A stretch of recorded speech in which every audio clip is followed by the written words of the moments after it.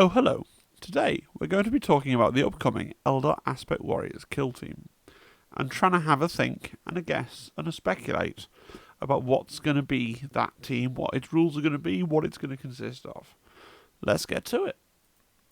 So, this slide you've seen before if you follow all my coverage.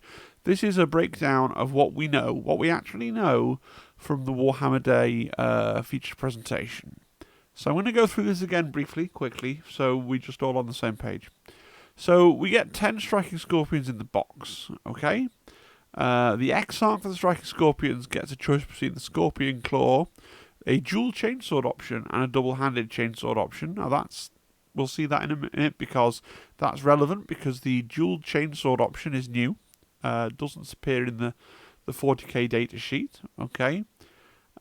We has been told that there's no customization options beyond the Exarch because that's incompatible with the law. So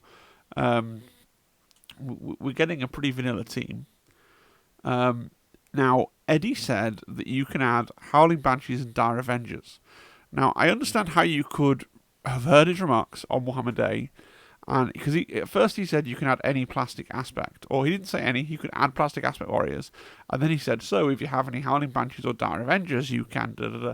And then he mentioned Howling Banshees and Dar Avengers again. Now, Dark Reapers are a plastic aspect, so perhaps when the rules come out, we'll learn that we can also add Dark Reapers. Personally, having watched the stream, my view is that you can't have Dark Reapers. It's just going to be those three. If you want to hold out hope for Dark Reapers, you can, but like I say, for the purposes of this presentation, we're going to go for just those three: Scorpions, Banshees, and Avengers. Eddie implied, at least to me, that you would have one Exarch, and that it would be a 9-model team. Now, obviously, he didn't state any of these things outright and with confidence, or lots of and I think, and then you've got your Exarch, and then you'd add up to a 9-model team, right?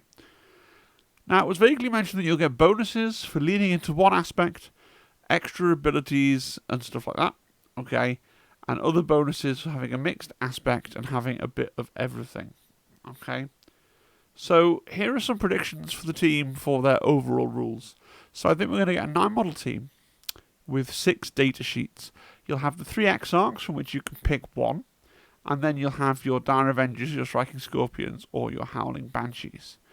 I'm now leaning towards, from some of the things that Eddie said on the stream, that maybe they're going to have an ability, probably not exactly the same as Favourite of the Dark Gods, but fairly similar to Favourite of the Dark Gods. So if you're not familiar, Favourite of the Dark Gods, essentially what happens is, each of the Chaos Gods, in the case of the Chaos Legionaries, has a strategic ploy that's named for its god. I would suggest that this is going to have 3 strategic ploys. Coincidentally, that would take us to 6 total strategic ploys.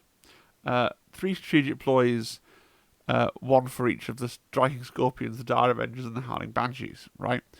And then your leader, if you have a Striking Scorpions Exarch, say, you'll be able to apply the Striking Scorpions strategic ploy for free without, spending any command points, but the ploy will only affect the Striking Scorpions on the table. So if you take a good mix, then you'll get access to all your strat ploys and all your tactical ploys, because I'm also going to imagine that they're going to have tactical ploys, 1 for each of the aspects, and we see a version of what one of those could be already from the compendium, because we've got first of the aspects, 1 CP, use this tactical ploy during a friendly Dar Avenger operative's activation, add 1 to its APL. So I'm fairly sure the balance mechanic will be, if your leader, whatever your leader is, you can give out his strat ploy for free to all of your guys of the same type. So if you mix, you get access to more tools. If you go mono build, then you can get a good buff for all of your models for free. Now, it might not be that much of a carbon copy from Favour of the Dark Gods, but they could do it that way. It could be something totally different, right? A whole new multi-layered and complicated mechanic. But I suspect it might be something like this. I've mentioned the ploys from the compendium, I've reproduced them here. I certainly think we're going to get access to Fleet, okay? That's kind of core to the Eldar identity. It might become baked in and make them 2 APL with a dash, I don't know. Or it might be like Dark Eldar, where you have to pay the CP to get fleet. Not sure. And then, obviously, that first of the aspects is interesting because that would be an example of the kind of thing I'd expect to see. Tactical ploys that name the individual aspect warriors for the three different kinds that you can take. It's worth saying that in 40k, because we are going to dip into the 40k rules for some of these to try and extrapolate what we might get for Kill Team, every single aspect warrior has a 5-up invulnerable save.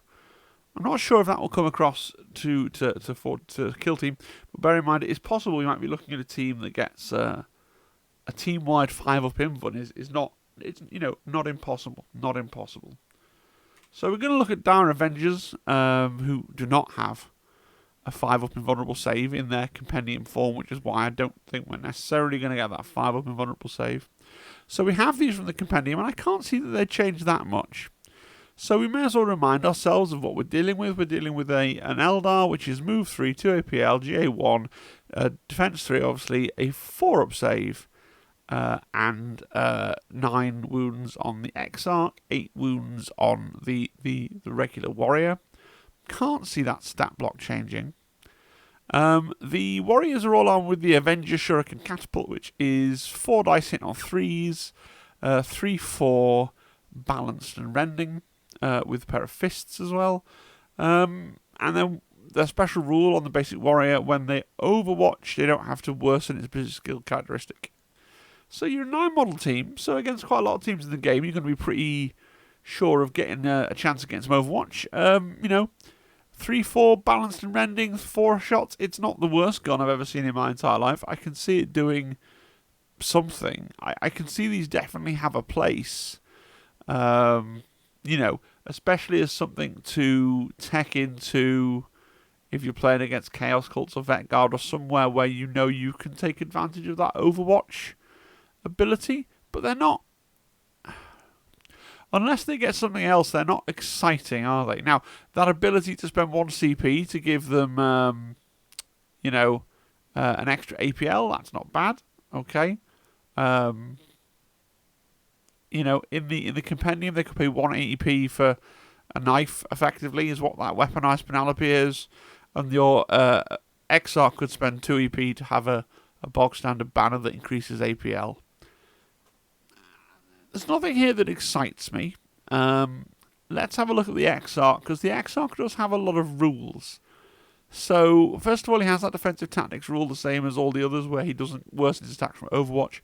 And with the Exarch, at least in the compendium, you're looking at a number of different builds. So you could take a twin Avenger Shuriken Catapult, which works exactly the same as a regular Shuriken Catapult. You lose a point of your ballistic skill, but you could, for 2 AP, shoot them twice with your Shuriken Storm unique action, right? Which, again, you lose Relentless, but you can shoot twice for 2 AP.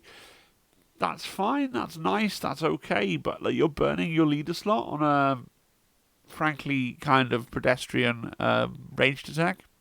So then he's got access to a Dire Sword, which is essentially a power weapon, very similar to the power weapon, right? So he's got a power weapon, and he's got a Dire Sword. The Dire Sword in the compendium has 1 less point of crit in return for rending.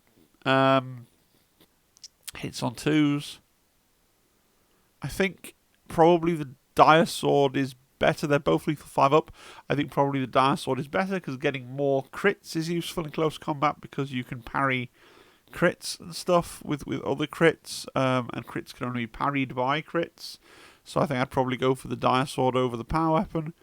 And then you could go for the Dire Sword and the Shimmer Shield, right, is your other option instead of the pistol. The Shimmer Shield gives you a 5-up invulnerable save within white. Now in 40k, it's worth saying that that's become a 4-up invulnerable save for just the Exarch, because everybody has a 5-up invulnerable save. A little bubble of a 5-up invulnerable save is not bad, although if you're taking the Shimmer Shield, your Exarch wants to be in combat because he has no ranged weapons. Meanwhile, your Dire Avengers are your ranged guys that don't want to be in combat. So, apart from in turn 1, there's not many times where the Exarch is going to be hanging around with the Dire Avengers. I wouldn't have thought. He's going to be moving up the board, like trying to get into combat, trying to get into trouble. And frankly, if you're going to build him that way and try and get a combat leader, you know, your other options are striking Scorpions and Howling Banshees, which I would hazard a guess their Exarch is going to be better at combat. So really, the only reason that you're taking this is if my prediction is right, if there's some benefit for having, if you end up wanting loads of Dire Avengers, you take their Exarch because perhaps you unlock some sort of buffing mechanic. But right now, they're okay, and I can see, you know, with the defense tactics, I can see where they have a role against Horde teams to give you some range that can Overwatch with impunity, to give something to do with those Overwatch attacks. Because we're going to see the range choices in the next two sets of operatives are severely lackluster. So for the striking Scorpions, we have to have a look at 40k to try and guess what we're gonna get for Kill Team. Now, the first thing that pops straight out to me is that striking Scorpions, unlike the Dire Avengers and the Banshees that have 4-up saves, in 40k anyway, a striking Scorpion has a 3-up save. So that's not nothing. Potentially you could take 9 bodies with a 3-up save. That's not nothing, let's not discount that. Pistol, well, they've got a Shuriken Pistol, we know what a Shuriken Pistol does. Scorpion Chainsword, maybe it's going to be 5 attacks, hitting on 3s, 4-5 damage. Maybe it's going to be 4 attacks, hitting on 3s at 4-5 damage. We got a 2 chainsword option for the Exarch that's not found in 40k. That's either going to give more attacks or a parry at the expense of carrying a pistol, I would imagine. Then they've got access to the Scorpion's Claw, which looks to be basically a power fist in 40k. You know, the weapon skill goes down, the strength, the AP, and the damage goes up. So that's looking like some kind of power fist. And then the biting blade is looking like it might be between the power fist and the regular chainsword. It does have more attacks in 40k, but then we don't know what the double chainsword option is going to do for us in Kill Team. I suspect this will be one of those ones where you build him with the biting blade, and then if you want to go deep into the team, you, like always with power weapons and power fists, you'll be looking at your opponent's wounds breakpoint and deciding based on that which would be the very best Exarch to take. Mandy Blasters. So in 40k, Mandy Blasters give you devastating wounds against monsters or vehicles, which obviously doesn't translate into 40k at all. So I had a look back in the lore what a Mandy Blaster actually is, and it's called, it's a short-range shooting attack that fires these like flechettes that are then used as a targeting thing for a small laser that lasers out and explodes the little needly flechette things. And it's not supposed to do a lot of damage, but it's supposed to allow the striking Scorpion to get a well-timed hit in. So I wonder if rather than it being like a war gear buff like it is in 40k for your attacks, maybe it'll work similar to the Rogue Trader Assassin, who has like a short range, like it's range blue, but it's an attack with loads of stun. Maybe something like that. Probably be better if it was a straightforward combat buff, because with the Scorpion Chainswords being what they are, I think these guys will need a combat buff, because Banshees basically seem to have power swords. So we don't really know what the Mandy Blasters are going to do. It's either going to be a combat buff or it's going to be a short-ranged kind of shooting attack with some kind of stun. Either way, it's not supposed to be a damaging move, really. It's supposed to be a disorienting move that aids the Scorpion then in combat in some way. They don't seem very good. They got power armor, you know, and we don't really know what the Mandy Blasters do. We can't really guess what the Mandy Blasters are going to do. But their defensive output doesn't seem particularly strong. But now, their thing in the lore is that they're stealthy, infiltratey guys. So it's whether they then get access to loads of ploys that help them with like forward deploy and stuff like that. We know how powerful forward deploy is going to be. We know we're going to get things like equipment. Eldar historically have had plasma grenades. So are we going to be going, oh well, striking Scorpion with a plasma grenade forward deploying is like the thing that people want to do. All these reasons why they might turn out to be okay. But on the face of it, doing what we can do with the knowledge that we have, comparing them to 40k, there's not like that much to excite one about the striking Scorpions, sadly. But, I keep going back to it. They do have that 3-up save, so you are potentially looking at a 9-model 3-up save team with, good close combat, which isn't in itself bad. Yeah.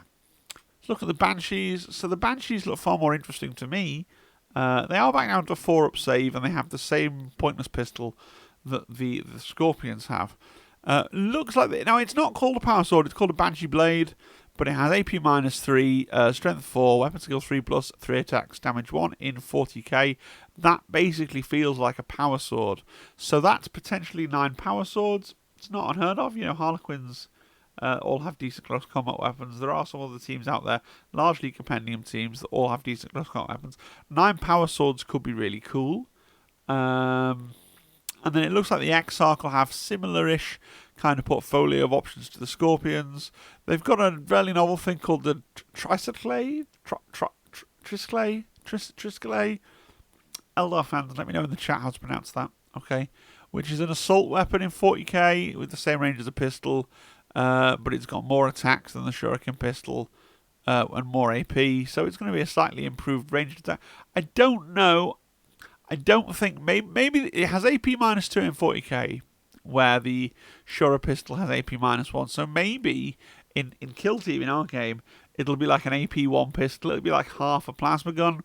And it'll be worth taking to get that AP shot. I don't know. And then you've got... It has a combat profile as well. Its combat profile, though, is a little worse than the Banshee Blade. Like, the strength takes a hit, the AP takes a hit. So you'd be taking a hit to potentially take that, right?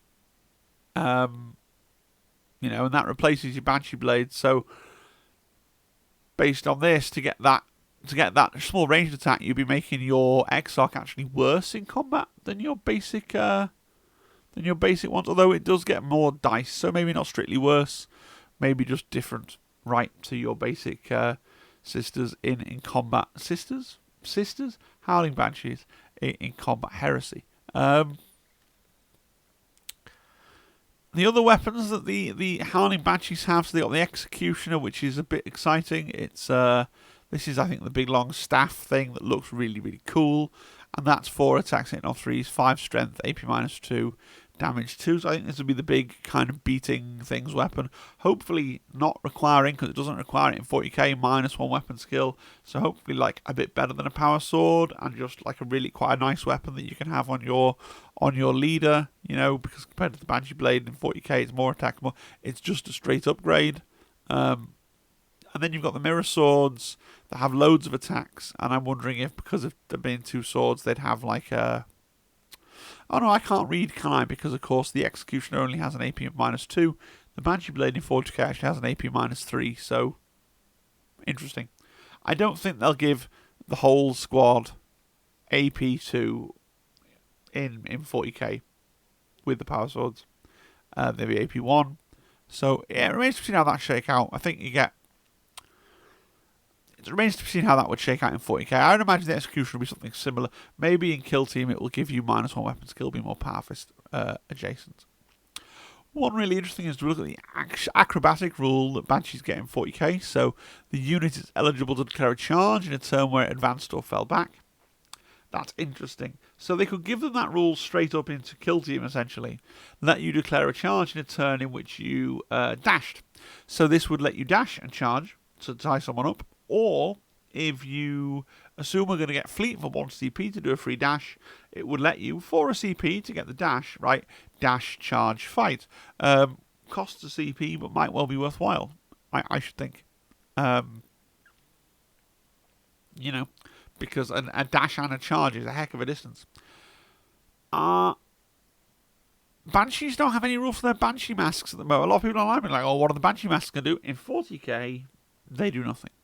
They got this acrobatic rule rather than anything about their Banshee masks. So that's interesting. Now, obviously, Kill Team is more granular, so we could easily see them add something to represent those Banshee masks. As, maybe a shooting similar to the Mandy Blasters, something that shoots and stuns, or something that improves your close combat attacking. One of those two. Right, that's it. Final thoughts. What's your opinion on my speculation? I've tried my best from the information that we have. It's not very much. Right now, to me, ironically, it seems like the shiny new Scorpions are looking to be the weakest. Although they do have things going for them. The power armor, effectively, right? I don't know if Games Workshop would allow that. They're the shiny new kit. Because, it's not like... It would be like if when Phobos came out, nobody wanted to take Phobos, and the meta team was all Reavers, right? The Scorpions what's in the box. So if GW has even vaguely an idea what they're doing, I'm sure that Scorpions will be really good. So what I'd like to remind everyone of is, as is often the case with Kill Team, the special rules that they layer on will change what we can actually read from the plastic dramatically. Right now, we're looking at the plastic, we're looking at 40k, we're trying to work it out, and we're going, well, these have got chain swords, they've all got power sword equivalents, what's going on, how's it going to be balanced? And really, I don't think I've provided you with many answers here, but hopefully I've occasioned you to consider the questions that I've been considering since we had that launch. Alright, that's all from me for today. Do please consider subscribing to the channel. I aspire to one day be like a 10k subscribers channel, and I'm just about an order of magnitude behind that. So really, truly, honestly, every single subscription, even if you never watch another video, is greatly, greatly appreciated. But please do watch all the videos. Link them to your friends. Tell your friends about them. If you think my channel's really cool, word of mouth is a powerful thing. We got Discord. You can join the Discord. Check that out. Yeah. Thank you very much. And I'll see you again at the weekend, some point, right, with whatever Kill Team news we have then, or possibly some more reflections on what we've got from Warhammer Day. It's been a really busy time for Kill Team stuff, so that's brilliant. All right, I'll see you then. Cheery, bye. Bye-bye.